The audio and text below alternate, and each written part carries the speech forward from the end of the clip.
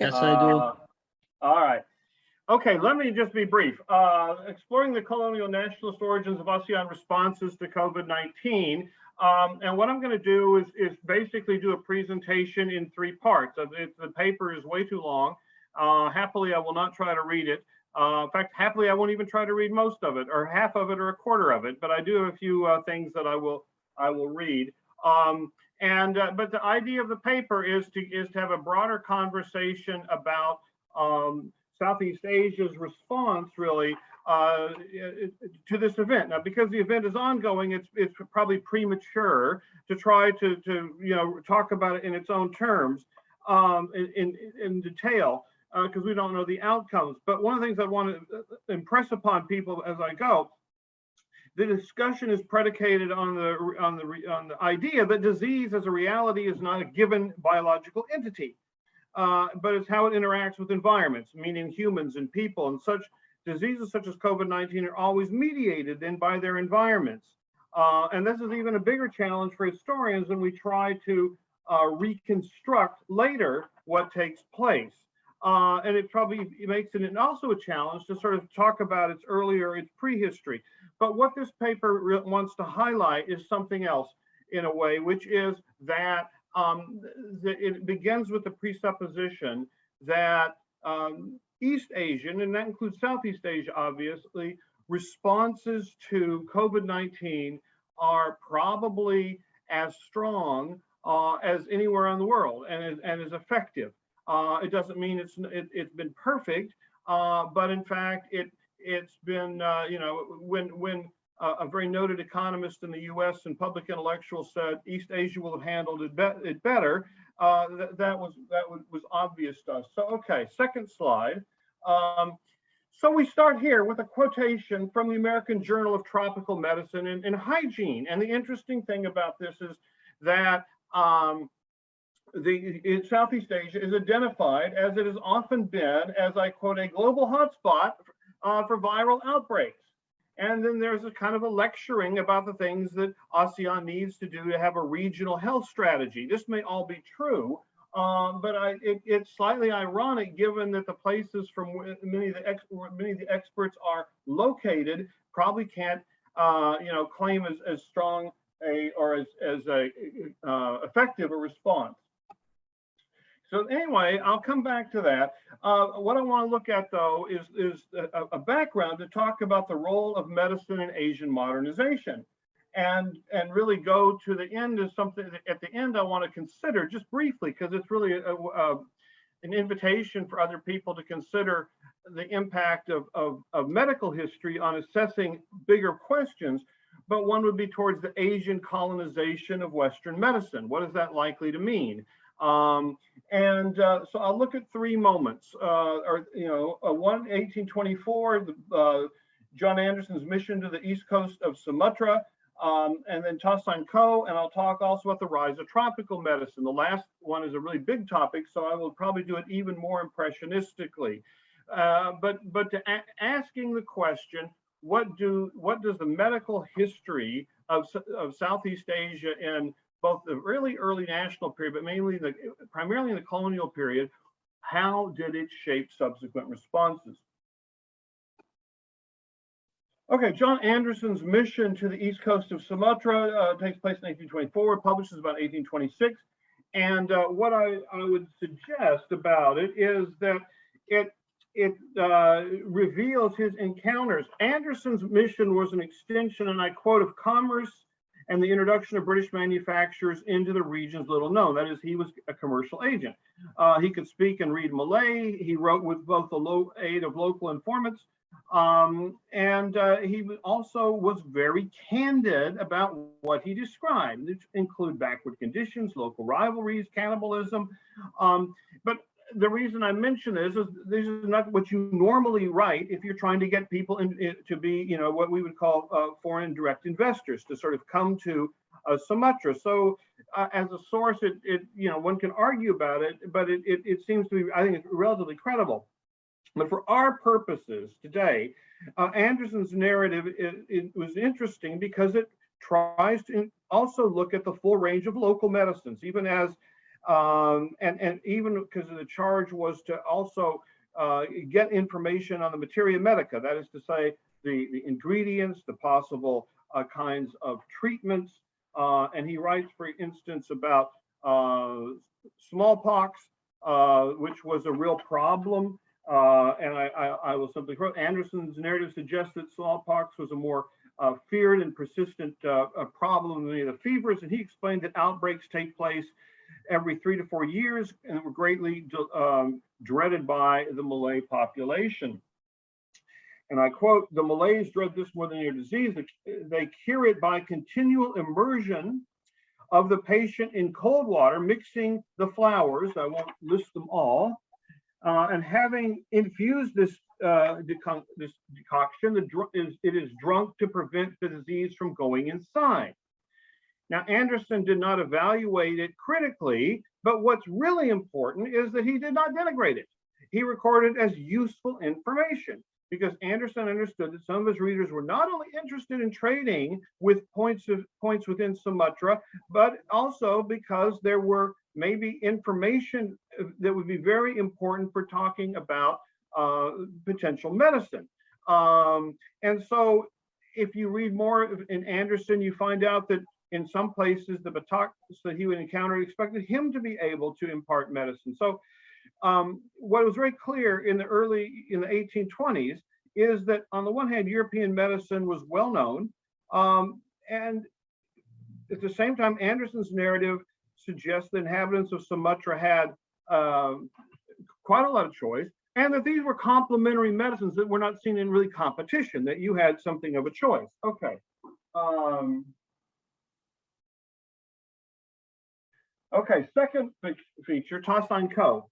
Tasain Ko is as many of you will know, very interesting sort of Chinese Burman, and he is a major figure at the turn of the century. And he was, this section of my paper is called The Dilemmas of Modernizing Medicine in Burma. And he wrote 2 essays. He wrote about a lot of things. We would regard him as a public intellectual. But in these 2 essays, he pondered the realities of medicine in the British colonial world and how it might be improved. And this included trying to explore the possibility of placing indigenous Asian systems of medicine and medical practice on a scientific basis. And the aim of this proposal was to make it easier to train and deliver medicine, initially in India, but throughout Burma. And so in his essay, The Revival of the Study of Ancient Indigenous Study of Medicine, Tasain Ko described the prospect of this, that an investigation should be made into the possibility of placing the ancient indigenous systems of medicine on a scientific basis and increasing their usefulness. The native system of medicine and massage is the only form of medical relief available to the large majority of the Burmans, about 80%. And he was engaged the issue of how doctors were then educated in Burma. And so for him, this was an issue of modernization to increase the use, he writes again, to increase the usefulness of the Burmese system by modernizing and placing on a scientific basis would be a great humanitarian undertaking, which would bring untold blessings to the people. He also explained the delivery of suitable health care, because in fact, what he identified was a two-tier, what we would call a two-tier system, that there was Western and that there was native practice. The division reflected both geographic realities, but above all, Western medicine is available to all of those who could pay, or perhaps who lived in a city. So he was trying to find a way to maximize the delivery of medicine. He advocated the establishment of a medical school in Mandalay, arguing it was the best place for the training of native doctors. He also would assume that sort of local social reform would be involved, such as Society for Prevention for Mortality and Society for the Management of Maternity Hospitals. He also articulated what might have been a realistic way forward. The indigenous method of describing diet, of administering vegetable drugs, and of massage for the relief of flatulence, dyspepsia, and fever is excellent. while the Western system in the domain of surgery, antiseptics, anesthesia cannot be surpassed in effecting a rapid cure or assuaging pain and suffering. What this reflected was not only the coexistence of different medical practices, but a situation in which research into medicine was actually undernourished, but it might change with building a medical school. And he then pondered the possibility of having medical Western knowledge taught in vernacular Myanmar. The importance of the medical school, though, would also be that it would allow for the inclusion of both indigenous as well as, which also meant, of course, Indian medicine, as well as Western medicine. But significantly, he added, those trained should be recognized by the government as qualified practitioners, because in the East, generally, the absence of official recognitions leads to premature atrophy and decay. Okay, so Thaisan Ko then fought to make Western medicine acceptable to Burmese standards and to make it accessible to the country's population, but he also recognized that the comparative medical practice could be a signifier for the extent to which societies were successfully modernized. That is, in terms of looking ahead to COVID-19, Thaisan Ko as a modernizer was trying to find a way to sort of take the different religious traditions in Burma, raise the standard, and at the same time realize, he wrote later about how Burma compared to India. So this was looking ahead to the sort of international side of COVID. Okay. Now we move on to tropical medicine. Now, this is a long part of my paper, and I won't even try to read too much of it, but just a couple things to be said. And I'll summarize here. Tropical medicine. It is alive and well, all right? Tropical medicine. You can find it. Here's an institute in the Philippines. And on this slide, tropical medicine is also, if you had to pick something that epitomized colonial knowledge, this might be it. It's often identified with the time period from about 1870 to 1914, the new imperialism with colonizing powers, and there's ample reason for that. If you read this paper and see some of the quotes, some of them are we would say explicitly racist. They would simply say they're reflecting what the science of the time.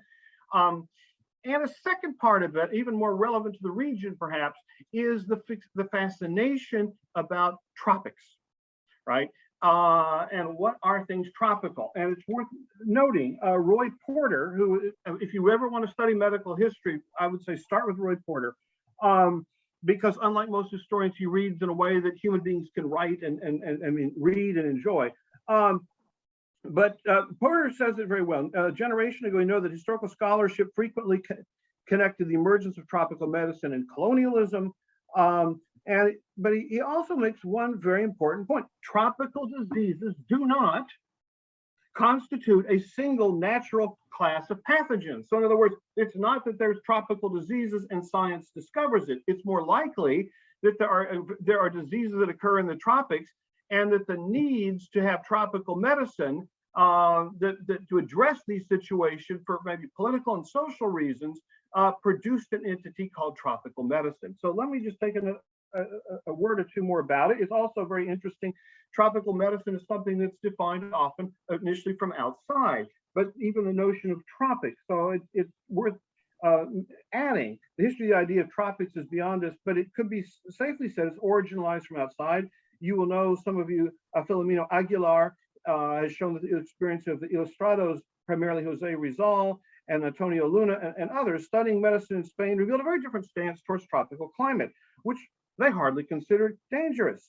Nevertheless, these early Filipino nationalists believed that the tropical conditions were of great importance in their self-understandings and collective aspirations. Now, the history behind that also is the idea that climate could be dangerous, and dangerous for populations that might want to settle, aiming those from the West. And all sort of things were associated with it. Race, gender prejudices, belief in degeneration, and that's why it's a favorite thing for historians to pick at, and I'm trying not to get caught up in it, but because I have one big point to make about it in a minute. Stefan, My paper, sorry to interrupt. Stefan, you have 3 Yeah. more minutes. Could you just conclude the whole paper? I can do that. I was waiting for this outcome. Okay, so let me simply say that there's ample evidence to suggest tropical medicine had its warrants and was sufficient in some respects. Did make improvements in the region, but not without having this sort of agenda behind it. All right, so let me wrap up by simply saying, returning to the wish list from the American Journal of Tropical Medicine, the leaders of ASEAN will have to craft something that reflects a very complicated medical history.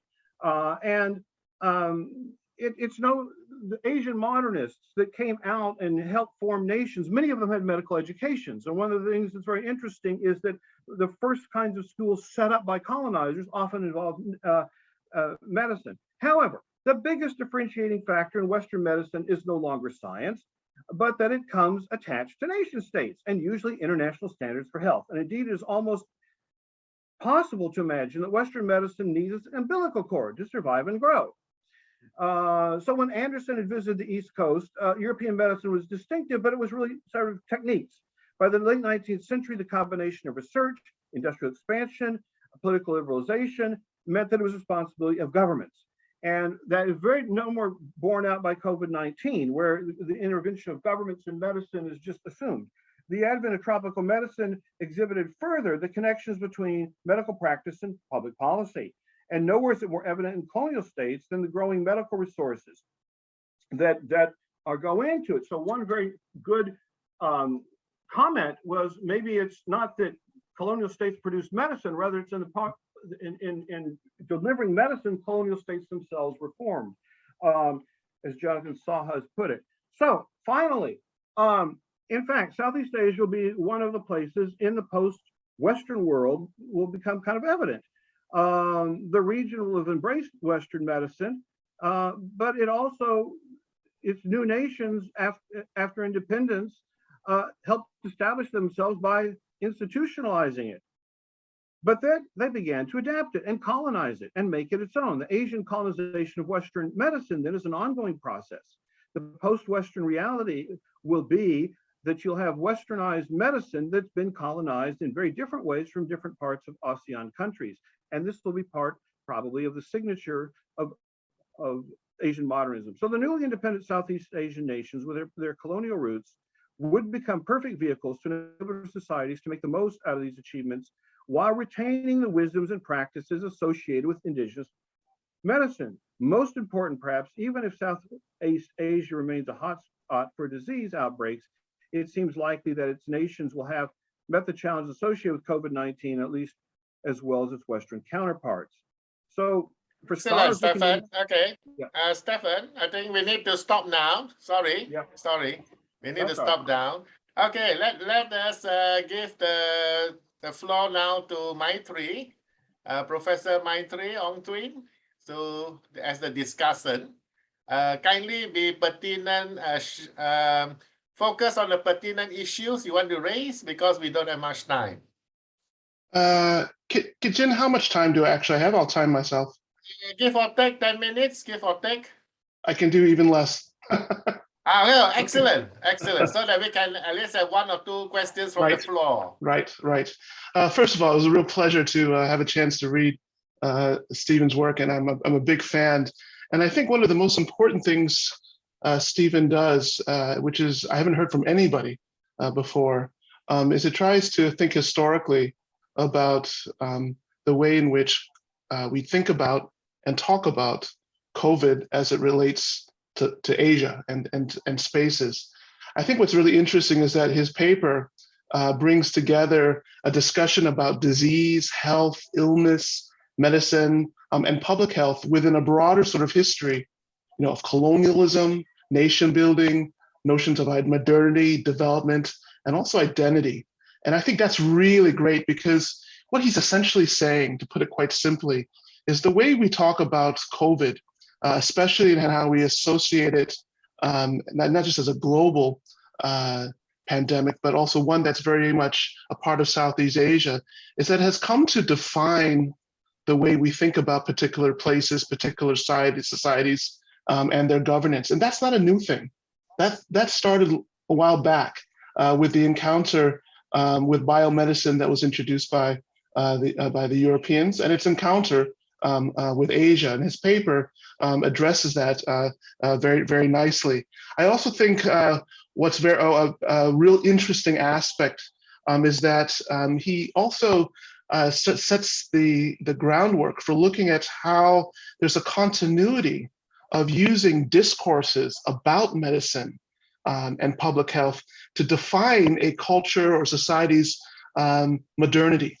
And that's really interesting by scholars, because there's a rich literature for this that have looked at the ways in which how medicine and health and biomedicine in particular became a metric for defining, as he's presented in his paper, how far along a society might be in terms of modernity based on their systems of medicine. And usually the reference, of course, was the West.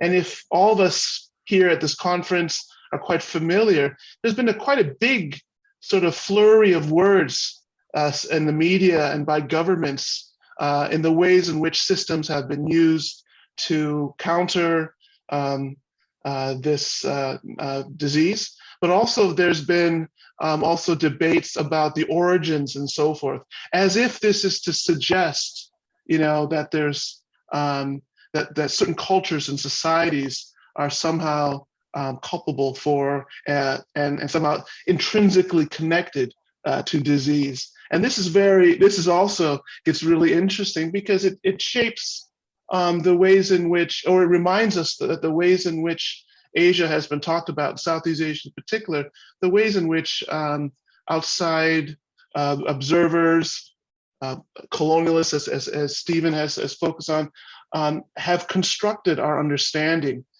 of Asia. When we talk about, for instance, at the very beginning, how East Asian responses are almost better than Western responses. I mean, some people would argue, what other country has had 500,000, if not more, deaths on COVID, than the West? So that whole binary actually it comes into question, as I think Stephen's paper implies. And I think what's also important is that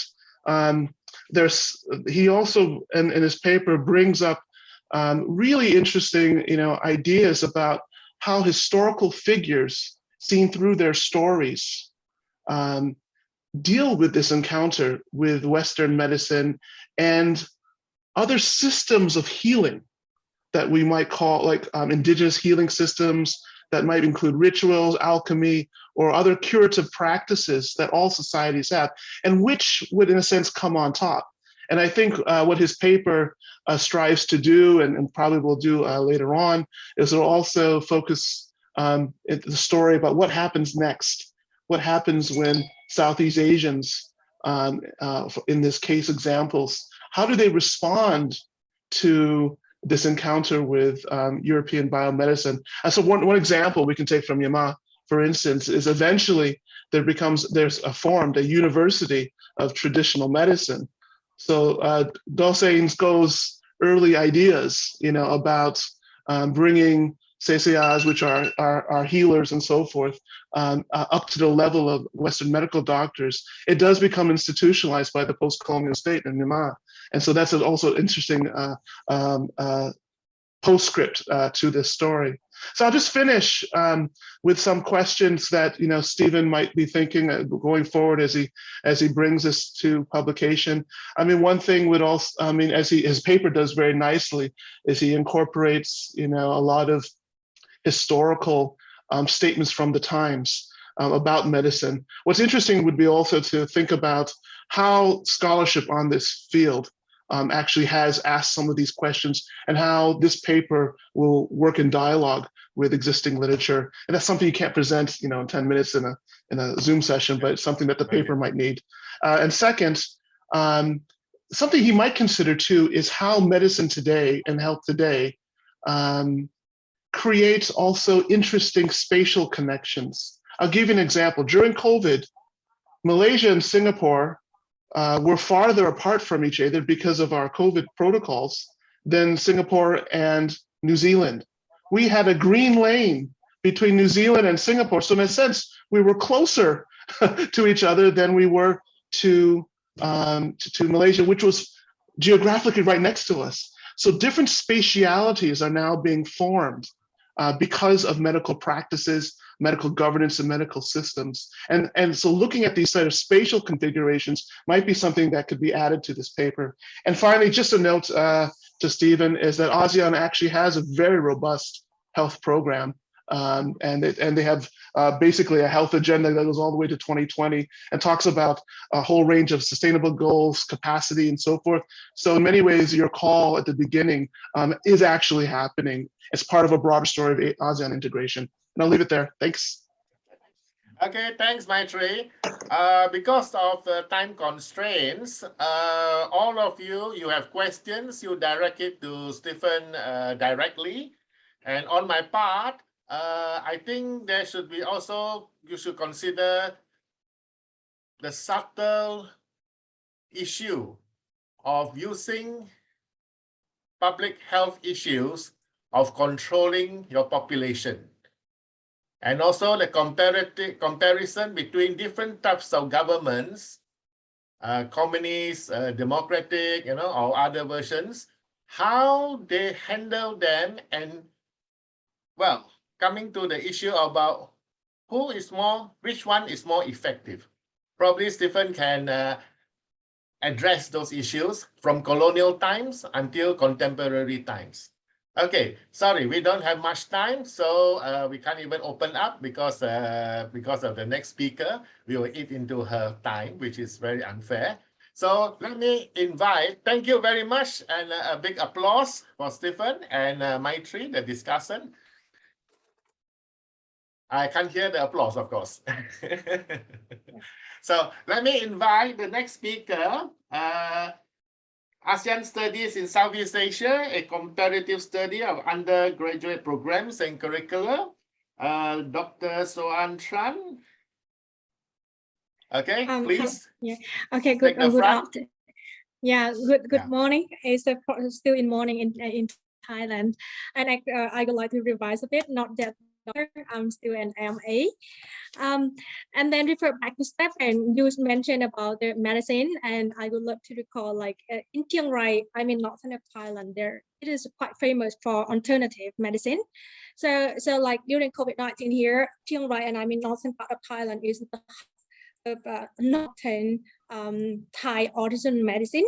So some people, they are anti-vaccine and they use it as a way to cure their COVID problem. Okay, so thank you very much. I'm so happy to be here. Actually, before coming to my presentation, I would like to edit a bit more because actually when I first ended my paper, I was working with one of my friends, one of my colleagues, Dr. Ming from Michigan University. However, later on, because of his business, he could not continue to work with me, but he continually supports and advised my idea and even helped me to revise my paper. Okay, let me share my screen. Okay, I think you can see the screen now.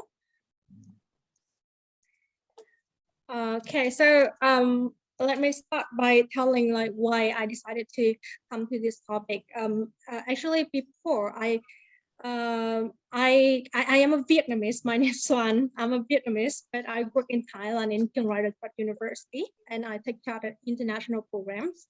So when it comes to international programs, I mean, like I deal with Myanmar students or Cambodian and mostly Chinese students, and I was asking to take chartered ASEAN studies.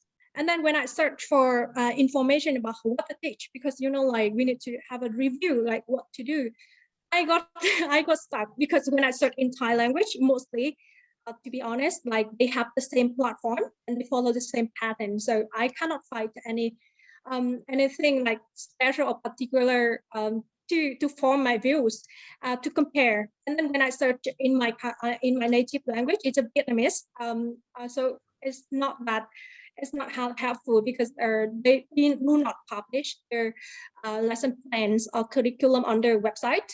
And then I searched for I tried to search it in English, and finally I can find some results. But yeah, what I can do for this presentation? Okay, so for this, let me go back here. So for my paper, I would like to concentrate on ASEAN studies, but mainly on teaching approach. My paper topic is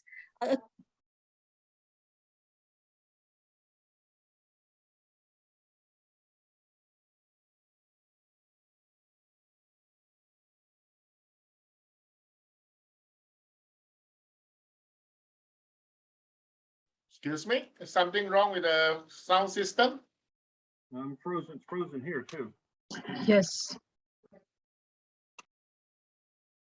Is the connection? Miss Tran, can you hear us? Miss Tran?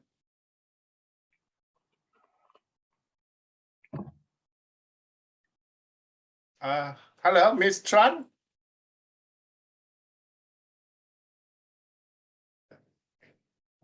Where have you been?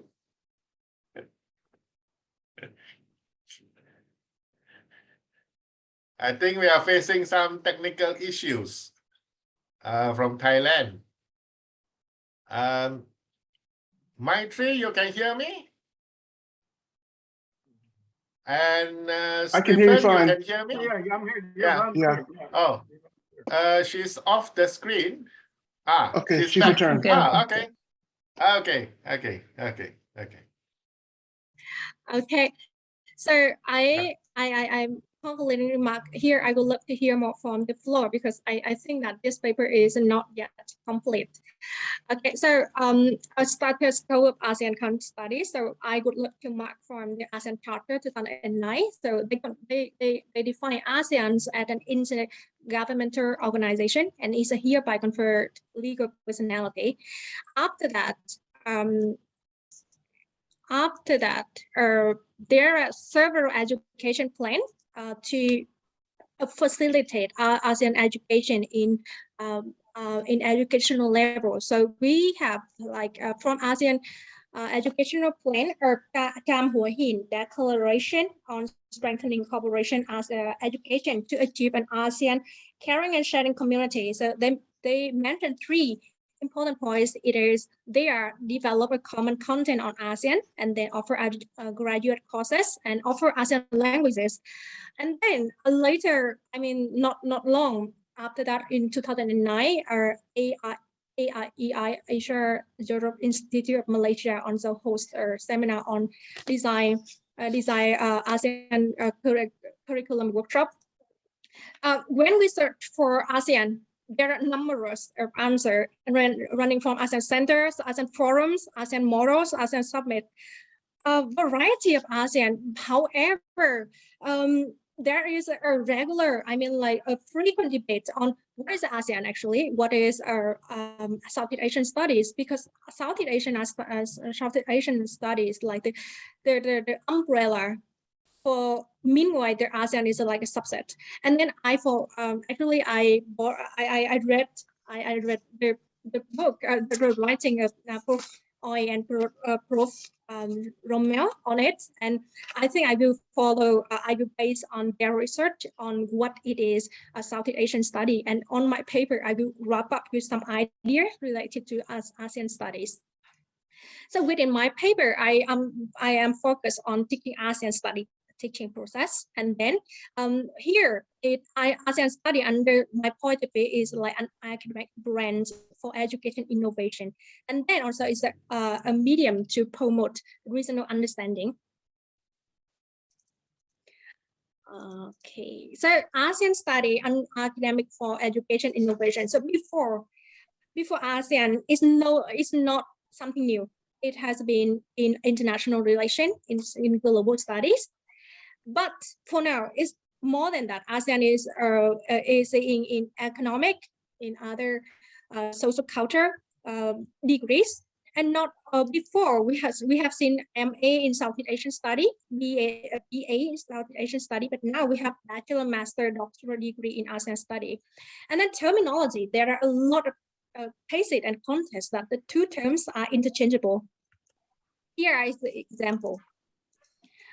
So here is ASEAN branded models. I make it search. There are a lot, but these are some university from across the region. We have ASEAN economies, international institution. ASEAN is belong to international relation. We have business ASEAN, ASEAN law, ASEAN literature in English, and mass communication in ASEAN. So ASEAN is nearly like a cover in every degree.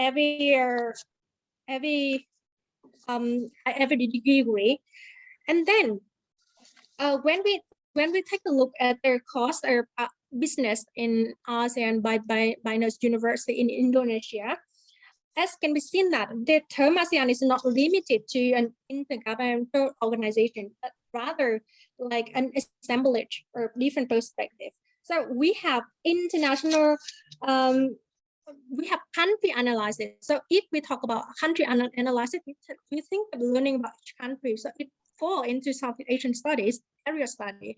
But when we talk about ASEAN community role, community mechanism, so it is a kind of like related to ASEAN intergovernmental organization. In 2013, in 2013, Dr. Khin with Thammasat University in a conference in Kyoto University, he mentioned that now there is a new change in Thailand landscape when many programs open. For example, the one in Songkhla University, they change from Southeast Asian study into ASEAN study, and it can recruit a lot of students.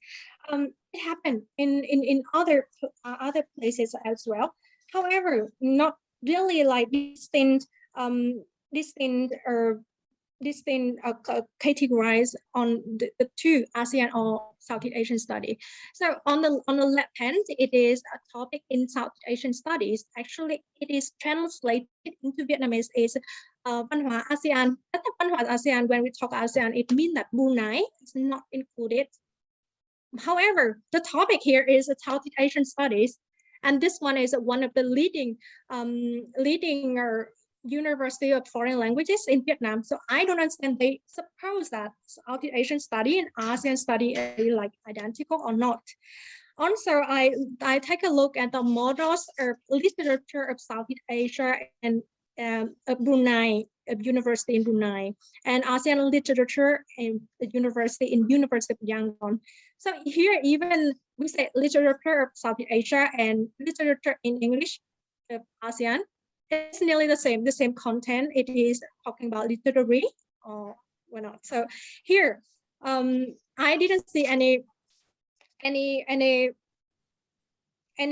differences between two terms. So I think the ASEAN or Southeast Asian here in the models here are telling about the area and the social fabric of the region.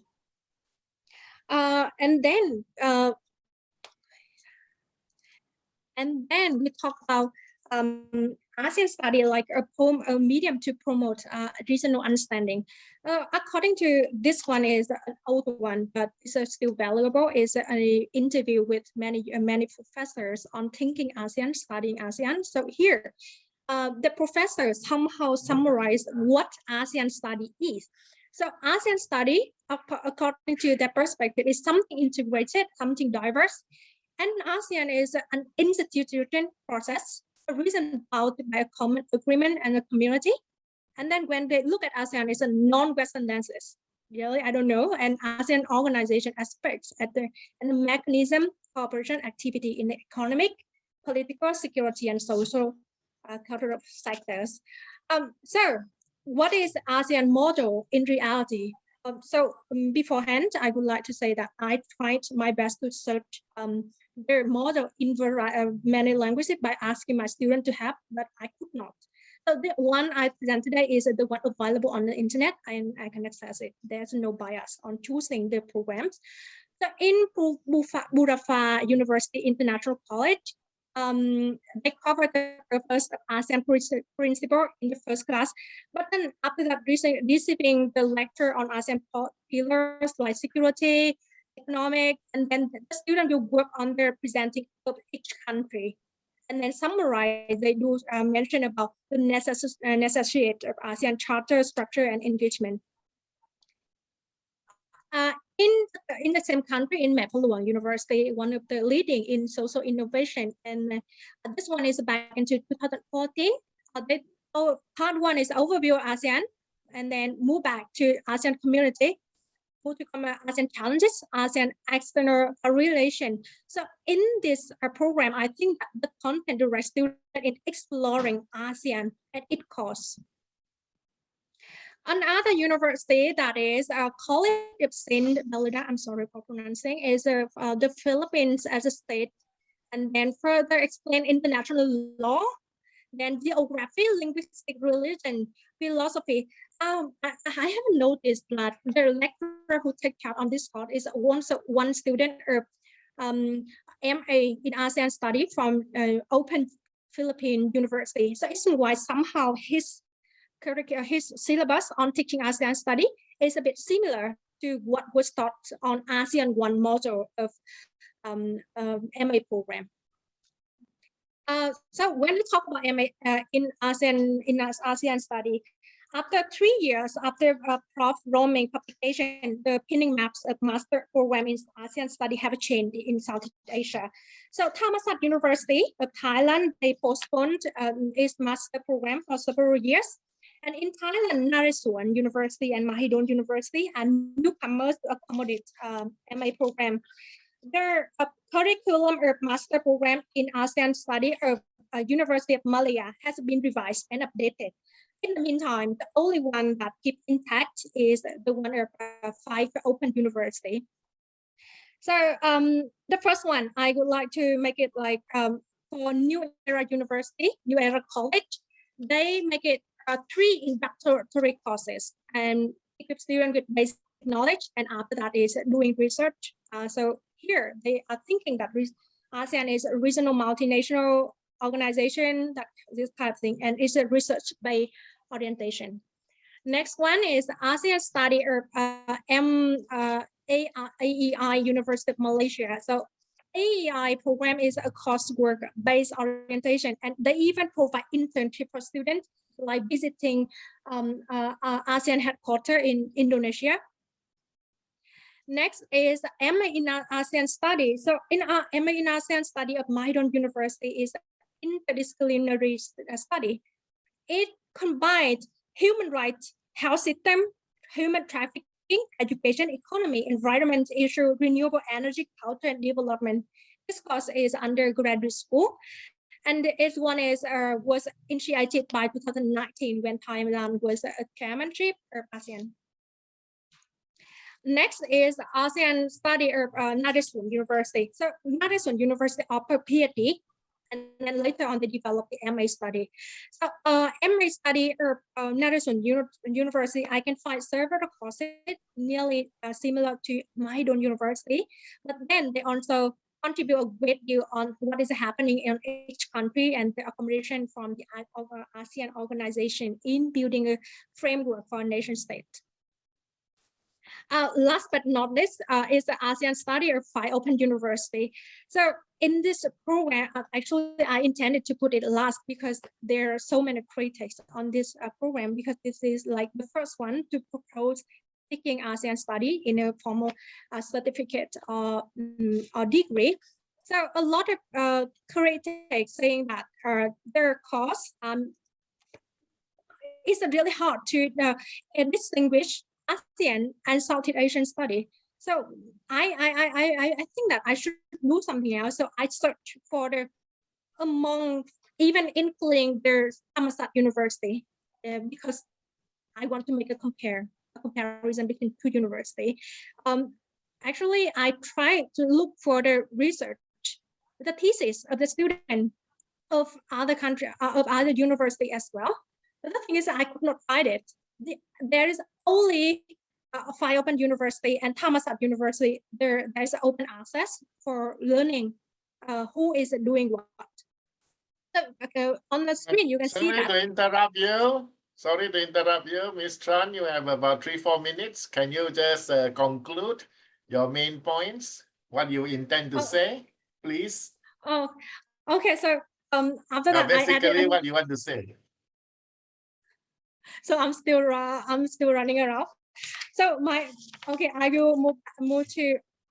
Can you wait? Because I want to mention the interview, because I just want to go deeper on my informant on the BA program on Southeast Asian studies, someone from ASEAN study to tell like what are they really learning, and I think that their answer is really useful for my study, because they say like Southeast Asian region is weighing much on the cultural pattern of the region, their concept of culture.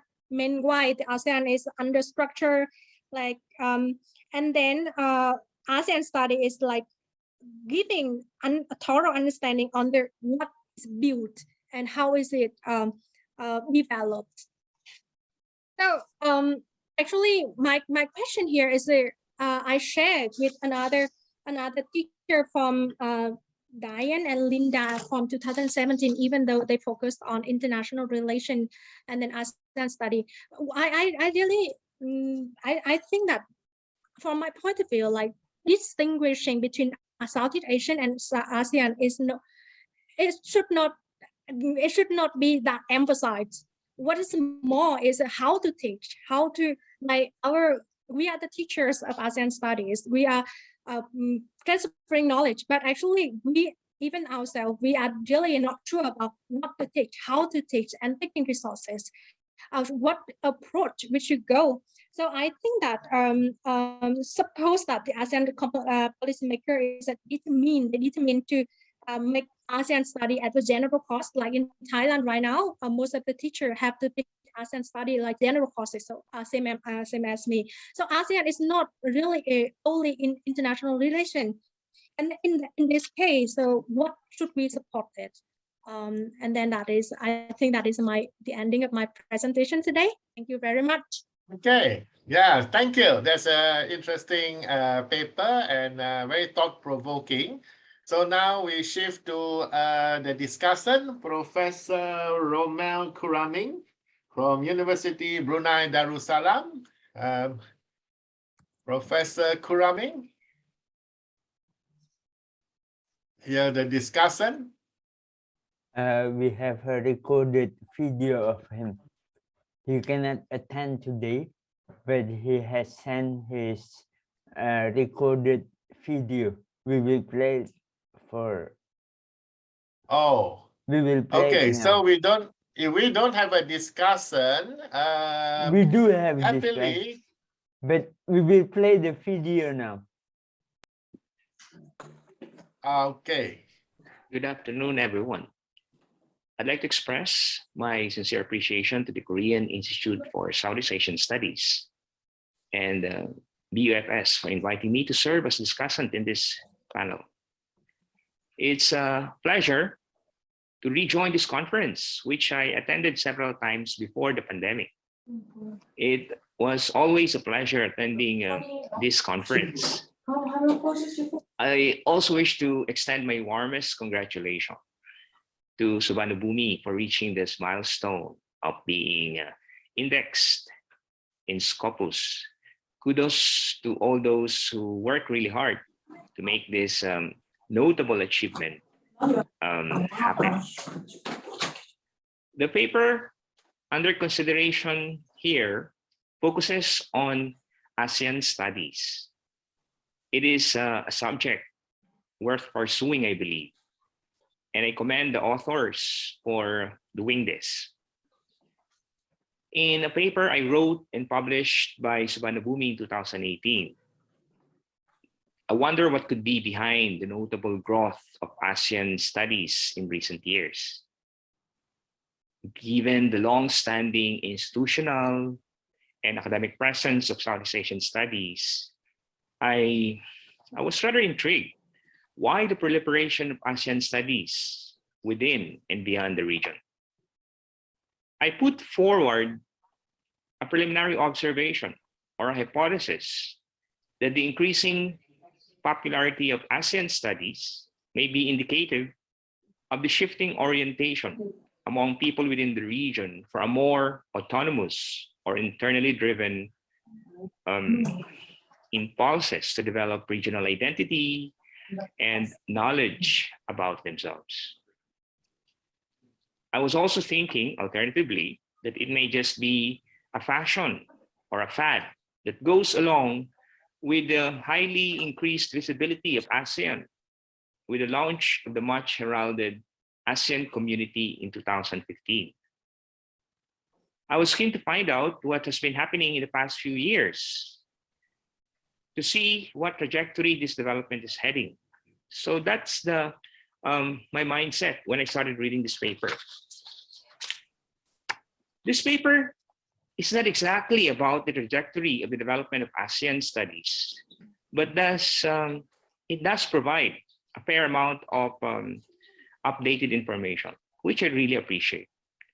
It focuses instead on the curricula or syllabi of undergraduate and graduate programs in the region that offer ASEAN studies.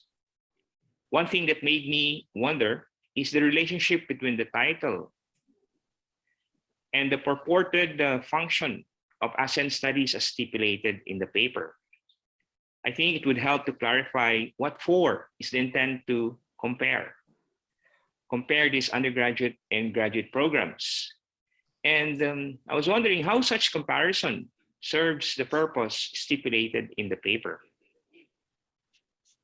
Perhaps the title needs to be revised to something that does not explicitly claim comparative study. Doing so commands expectation, which are challenging to meet given the nature and the limitations of available data. I find interesting the idea of ASEAN as an academic brand for educational innovation. That ASEAN is now being used as a tool for branding suggests that years have long passed when its currency was largely confined within the diplomatic, international organization, and academic communities.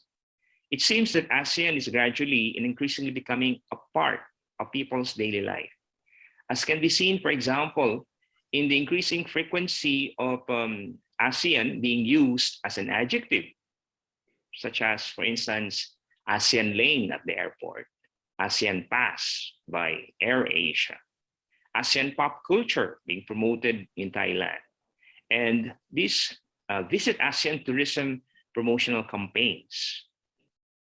That said, it helps to provide more explicit discussion and empirical support to clarify how this branding process actually operates. I think that would be fascinating, as well as how the use of ASEAN brand constitutes educational innovation. In addition, questions may be raised on whether the data from the module descriptions and curricula alone would suffice to address this matter. Since one of the authors appears to have studied ASEAN studies, and he or she had a chance to interview friends who also pursued ASEAN studies both in undergraduate and graduate level, I think it is interesting to include more personal views about their own experience taking ASEAN studies program. I think this would further improve, strengthen the paper, looking into the views of these actual students who undertook ASEAN studies programs.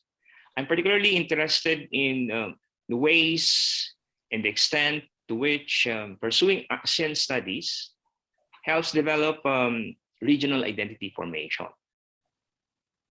It also helps to discuss more explicitly how the comparison between ASEAN course syllabi would yield insights on ASEAN studies being a vehicle for regional identity formation, which is explicitly stated as one of the aims in the paper. Finally, I think interviewing Dr. Jean Saludades via email or Zoom and incorporating the data, the information she provides, would really strengthen further the empirical basis of the paper. So that's all I can say for now. I wish to commend the authors for treading on this less trodden research path. I look forward to seeing your paper being published in the future soon. Thank you very much. Have a nice rest of afternoon, everyone. Thank you very much. Okay. Thank you very much. Yes. I couldn't be okay. happier. So, Thank you very much. Actually, yeah, Miss Tran, we are actually on the dot. So anyway, for the final speaker to present. So just to all audience, everybody who is interested in what Miss Tran have done, and if you have comments, you have questions, you can ask her directly. More importantly, could you help her to further with very positive constructive criticisms to help her further improve, and we hope to see it in print soon. So thank you, Ms. Tran. Okay. Thank you. Thank So now I'll invite the third speaker, Khin Ong of Busan National University, Korea, for his presentation. Okay, so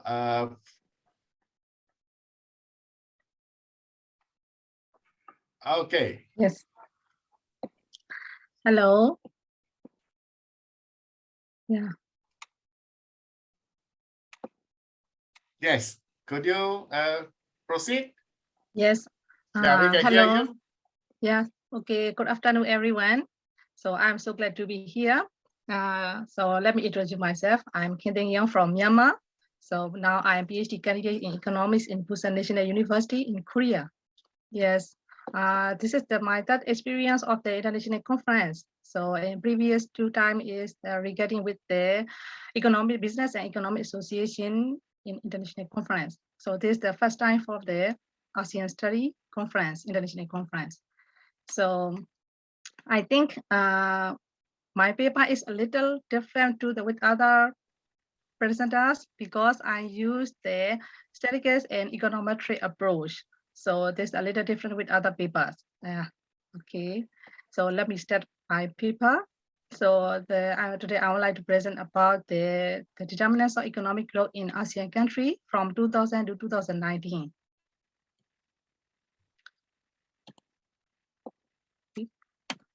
Okay.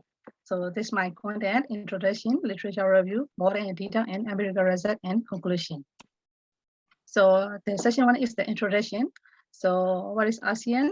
So all of you know, so ASEAN is the regional intergovernmental organization composed of the 10 ASEAN countries. So Indonesia, Malaysia, Philippines, Singapore, Thailand, Vietnam, Myanmar, Cambodia, Laos, and Brunei. And so the ASEAN organization is to foster cooperation, coordination, and facilitation of social, cultural, educational, military, political, security, and economic interconnection between its members and other Asian countries. So the ASEAN also keeps its movement in collaboration with other countries in the Asia Pacific region and beyond. So, sorry, I cannot see my people. Yeah. So this is the ASEAN main objectives. So the ASEAN main objectives are to promote cultural development, socio-economic development, and the economic growth in the region, and also to encourage the regional peace, collaborative effort, and mutual assistance on the matters of common interest. And also the ASEAN organization is to provide training and research facility to one another, and to work collaboratively for better agriculture and industrial utilization to elevate people living standard and to promote Southeast Asian studies. And this study also provides preliminary empirical evidence for a set of macroeconomic hypotheses about economic growth in a group of ASEAN countries. So the paper is to study which further influence ASEAN countries' economic growth. So there's a lot of macroeconomic factors. So I choose the 5 macroeconomic indicators. So what are they? So foreign direct investment and domestic investment, trade, inflation has a positive impact on economic growth in ASEAN country. And however, employment rate has a negative impact on economic growth in ASEAN countries. So this is my research questions. And also this study is to examine success factor according to international practice and the current situation in ASEAN country so that the country can achieve their goals efficiently. So this is my research question and the objectives. So section 2 is the literature review. So according to this author, Hossein and Saidin 2012, so the what is growth? What is economic growth? So economic growth is described as a country expansion of goods and services. So also it can also result in increase in consumption. So economic growth is a crucial role in the well-being and the prosperity of billions of people around the world. So the economic growth is very important for all of the countries. And also the Asimoglu 2012 exclaimed that so the Rural Organization in Economic Growth is a new area of research in economic growth theory. So economic growth, not only economic growth is important, so but also the Rural Organization in Economic Growth is also important. So we have to unite in the ASEAN country is also important. So as I mentioned before, so there's a lot of macroeconomic indicators.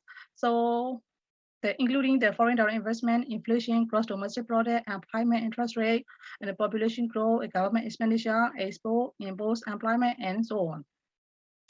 So the state business and consumer also pay attention to such economic success factor. So maybe, so this indicator might be positive, negative, or neutral. So in this paper, I used them 5 of the variable amendment. So the GDP growth is a dependent variable. So what is GDP growth? So economic growth is defined as the real increase in GDP growth for each ASEAN countries. So I use the GDP growth rate as a dependent variables, and also independent variables are foreign direct investment, domestic investment, trade, inflation, and employment are the determining factor of GDP. So since they can impact economic growth rate, how this indicator affect the economic growth in ASEAN country? So that is I want to study. So independent variables are so foreign direct investment, so capital formation, and trade, and inflation and employment. So let me explain a little more. So what is the foreign direct investment? What is the capital formation? So the variable, I want to explain a little more. So FDI is defined as a net inflow of capital used to acquire a long-term management in the financing in a country other than the investor investment. So this author claimed that foreign direct investment is an essential mode of knowledge transfer and contribute more to economic growth than local investment. So, and the second variable is I choose the capital formation. This is formally known as the gross domestic investment. So this is what's included in the capital formation. So this capital formation include fixed assets. So fixed assets include things like land expansion and factory equipment and true purchases and road construction, so something like that. So that all of that the capital formation. This indicator also important for all of the local countries. So the third variable is the trade. So the World Bank defines trade as the sum of commodity and services export and import as a percentage of GDP.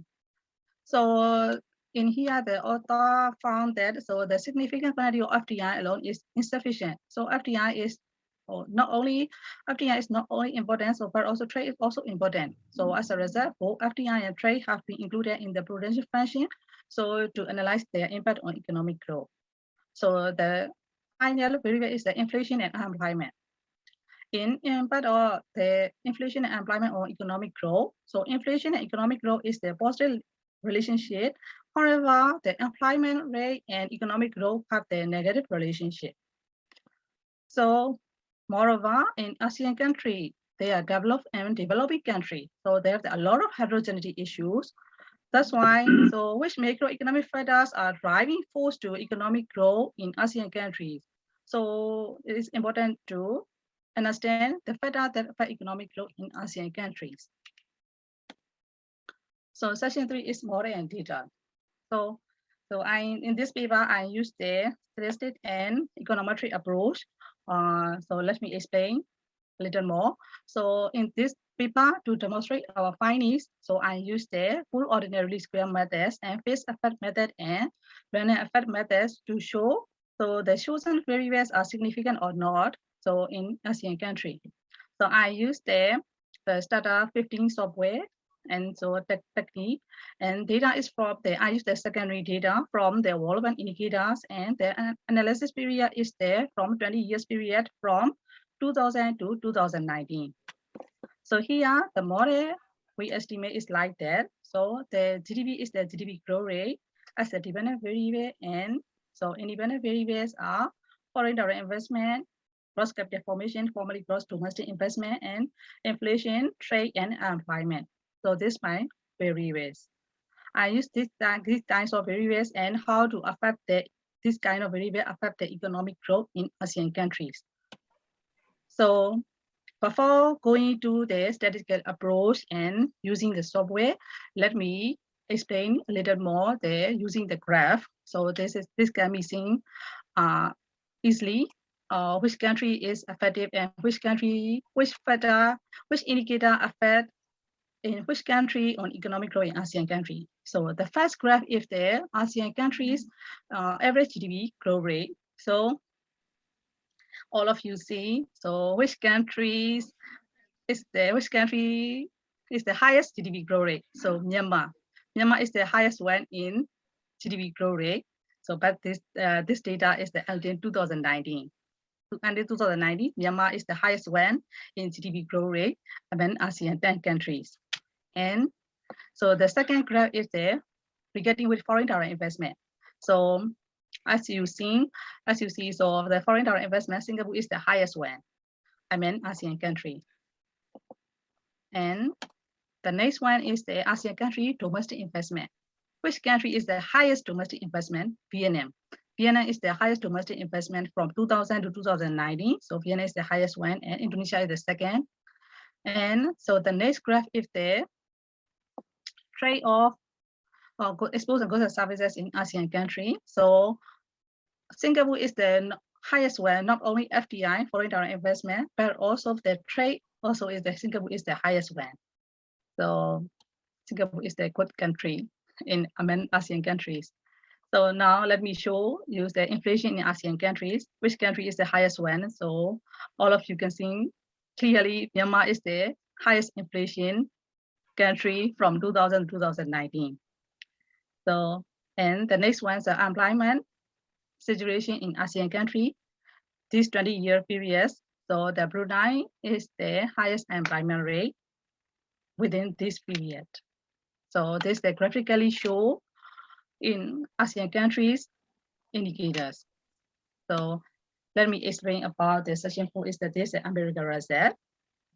In here, the table 1 is the discrete statistic.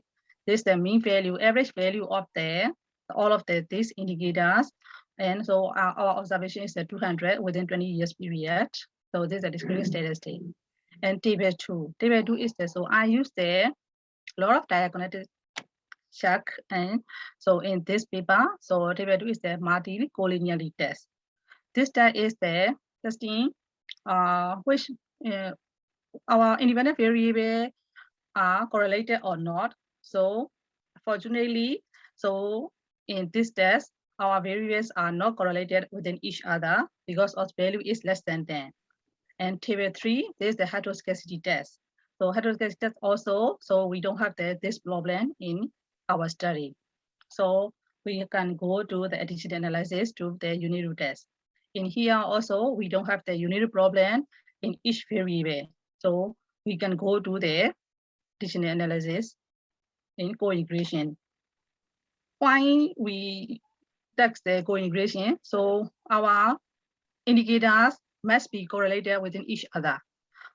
So in here also, our variables are co-integration. Our variables have co-integration, so we can obtain the long-term relationship. This means that so we can obtain the long-term relationship among the variables from 2000 to 2019. So in here, so our study main analysis, so pool regression estimation, phase effect, random effect estimation, and Hausman test result. So what is Hausman test? So let me explain a little in regarding with Houseman test.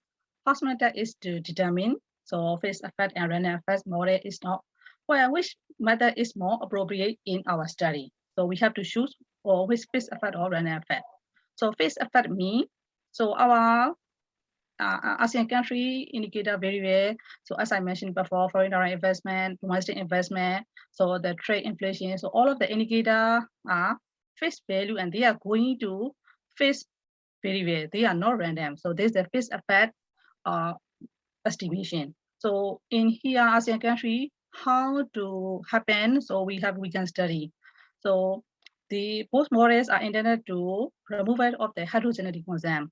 I mentioned before, so our ASEAN countries have developed and developing countries. So that's why they have a lot of heterogeneity concern. So we can remove the heterogeneity problem from this test. So the researcher frequently so to which model is reliable data. So if p-value is our study analysis, p-value is the less than 0.05. So we can choose the phase effect, and the p-value is greater than 0.05. We have to choose the random effect model. In here, our study in this situation, so phase effect model is now appropriate in our study. So in here, the table 7 is the final table. So our result in here. So as I mentioned before, the House method value is p-value is less than 0.05. So we have to choose the phase effect estimation. So according to the phase effect estimation, indicate that. So in here, there's a foreign direct investment coefficient, there's a domestic investment, there's trade, there's inflation, and this is employment. So in here, there's the positive coefficient. This means that. So FDI shows the positive relationship with economic growth and is also significant. This means that so FDI increases and GDP growth rate also increases in ASEAN country. If FDI increases by 1%, so GDP increases by 0.176% in our ASEAN countries. So moreover, so the next one, so domestic investment and inflation also positive relationship with economic growth. So all of three variables are positive relationship with economic growth significant. So but unfortunately, so the trade is the negative coefficient. So this means the negative relationship with economic growth. If trade decrease economic growth, I think this may be our ASEAN countries, some of the ASEAN countries, for example, for Myanmar, so import is greater than the export sometimes. So that's why I think maybe this problem, that is why the trade is the negative relationship with economic growth. I think about that. So the unemployment is right with the economic theory, because unemployment rate increase, so economic growth decrease. If the unemployment rate decreases, so economic growth increase. So if the unemployment rate decrease 1%, economic growth increases by 0.638% in ASEAN country. So all of the variable is everything almost okay, except the only trade. So this is our analysis of which macroeconomic indicator affect on economic growth in our ASEAN countries. So this is conclusion. So the most important responsibility for every government, as you know, developed countries or developing countries. So all of every government is to develop a country economics and has people life. So I study the importance factor that determine economic growth for ASEAN country. So the analysis period is 2000-2019, 20 years period, and then 2019, not 2020. So after COVID period, so I didn't do this analysis. So that's why I think the ASEAN country, all of the indicators and variables are good result. I think so. And so I use this study, POLS, full ordinary least square methods, and phase and random effect enhancement test. So the study findings may also insight on each country economic situation and performance within ASEAN community. So each member country will be able to contribute the ASEAN economy, ASEAN common research if they were united. So we can get more economic growth within ASEAN countries. So I did that. Okay. Yes. Yes. Have you finished? Sorry. Yes, almost 2 sentences. Yeah. Let me conclude. Okay. Yeah. So in here, Okay, let me yes. conclude about, so according to this data, I use the household data. So in our ASEAN countries, foreign direct investment, domestic investment, inflation is positive relationship, economic growth, but trade and employment is negative relationship with economic growth in ASEAN countries.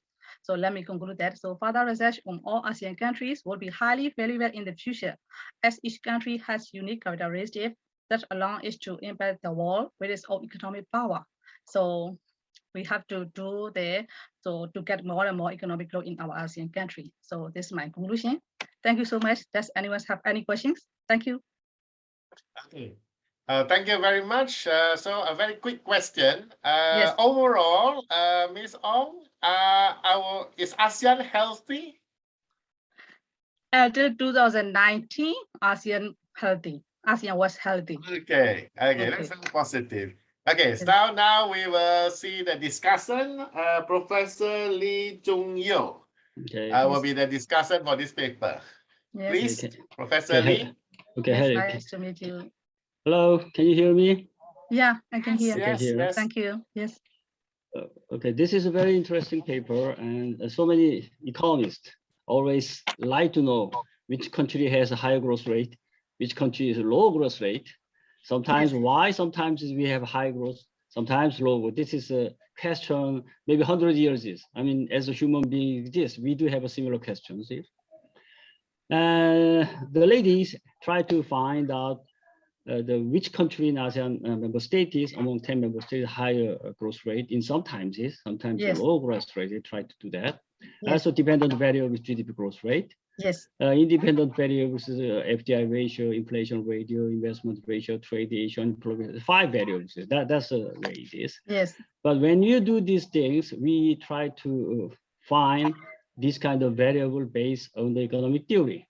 Say why the FDI is related with this, why inflation is related, why investment ratio is in this, why trade ratio is unemployment. There are hundreds of thousands of papers to imply this. Unfortunately, she did not say. Yes. And all these problems came from this. In other words, right, when you say this, all the certain as an economist try to find something, some element is try to explain the difference in GDP growth rate and growth rate. We say that, oh, we have this theory. Because of this theory, maybe FDI may have some influence on the GDP growth rate countries. Therefore, I should do that here. And also there are another different theory say of the inflation rate, another different theory is investment rate. Therefore, we usually do not find as this kind of 5 variables at the same time because it is too complicated, too hard to think. Generally, so that there's a conventional theory. Say like the conventional theory means, okay, in order to explain the GDP growth rate of one country or another country, there's a very few variables. For example, some educational level, or maybe investment ratio, or something like that. And that was a fixed variable. Then we're going to focus on this, say, FTY ratio is significant or not. Or maybe conventional variable is that we have investment ratio or not. That's the way it is. Say, do they focus on the few 1 or 2 variables is, and when you pick up the 2 variables, we have a theory, and on the 2 pairs we have to very focused on very complicated. And at the same time, for example, if I focus on the FDI, then I go to make a FDI equation. Then I have, and also we call the robustness test. When we have a different independent variable, how the influence on the FTI may be changed. For example, first FTI variable, then next other variables, maybe 2 other variables, sometimes 3 other variables, 4 other variables. Even if other variables did not change it, the importance of FTI is never changed. Then we accepted that theory at that empirical result.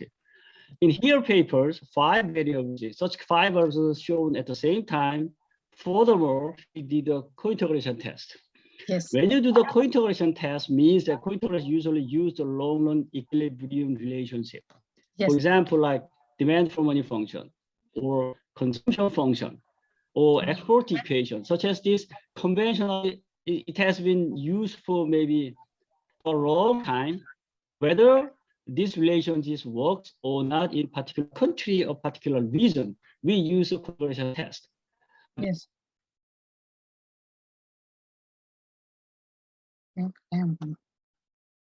Prof. Lee? Yes, I can hear.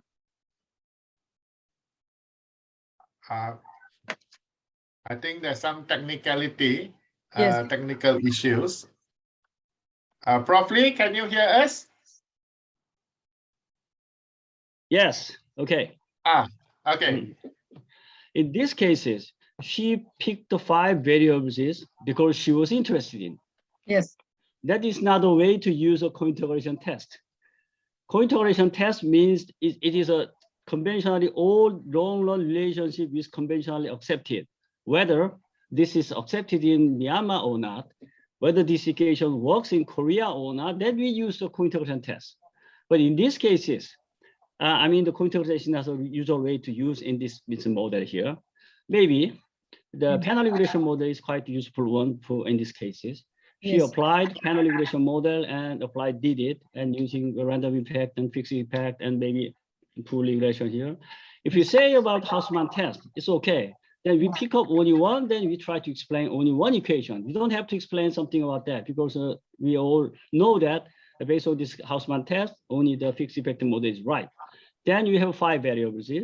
Then you have to check it, whether some variables get out, some variables get in, or you may use a 3 variable, 4 variable, 5 variable, and combination like this. Even if you have a different combination, it works. That is a very important phase. We call the robustness test here. So your variables and equation is, no matter what happening in the other side is, your equation is very strong, then we are able to accept your opinion. Then what we should not do is that, okay, happen to be, I use the 5 variables. I run the regression, all these variables are significant. Then we may show up. That should not be done because it may be the coincidence we can use it. So that economists or the academicians always try to check that, you know, even if something's changed in variables in the equation model, maybe time lag, it works. Then we call it, we are willing to accept it.